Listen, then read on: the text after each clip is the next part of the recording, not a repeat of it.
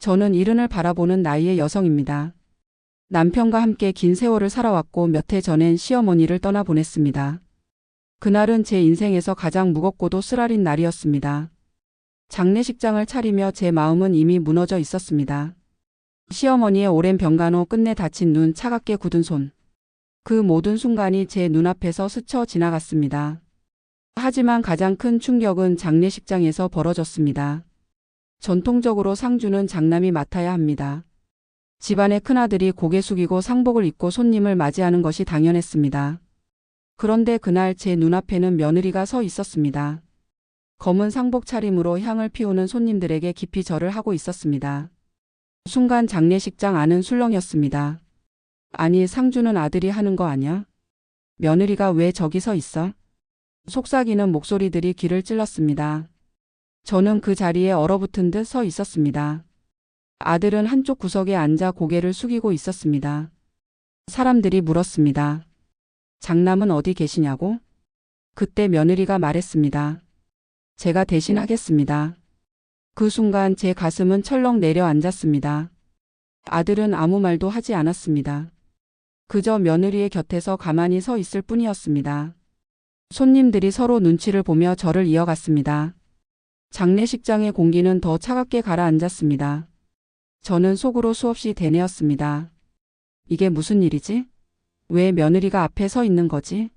장남은 도대체 왜? 시간이 지날수록 상황은 더 복잡해졌습니다.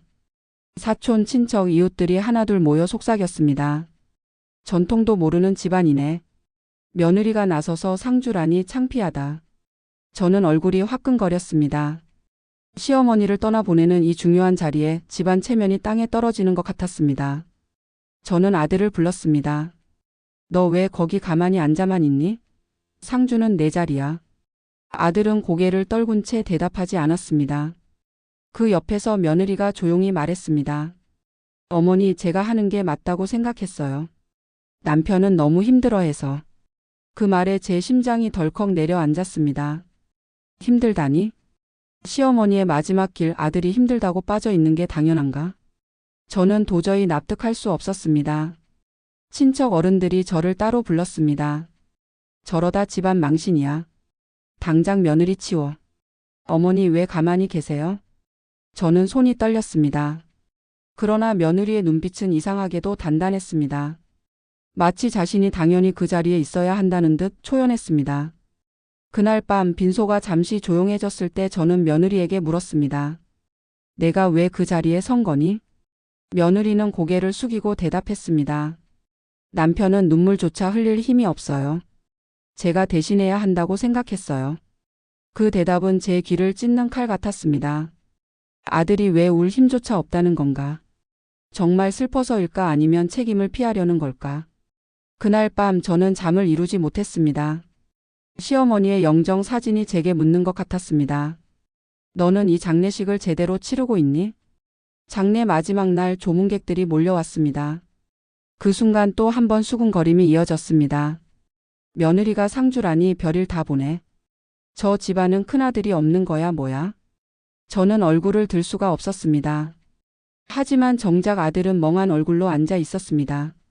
손님들이 절을 하고 나갈 때마다 며느리가 앞에 서서 답례했습니다. 그 모습이 제 눈엔 낯설고도 불편했습니다. 마지막 발인을 앞두고 큰집 친척 어른이 저를 붙들고 말했습니다. 이건 집안 망신이야. 어떻게 며느리가 상주 노릇을 하냐. 앞으로 이 집안이 뭐가 되려고 그래. 저는 아무 말도 할 수 없었습니다. 이미 장례는 끝까지 흘러가고 있었고 돌이킬 수 없었습니다. 아들은 끝내 상주 자리에 서지 않았습니다.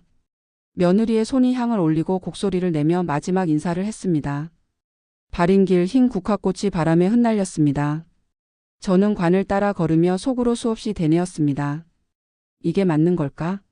내 시어머니가 원하신 장례가 이런 모습일까?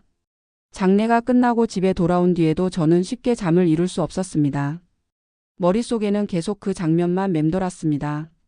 며느리가 상주 자리에 서 있던 모습, 아들이 아무 말도 하지 않고 고개 숙이고 있던 모습. 저는 스스로에게 물었습니다.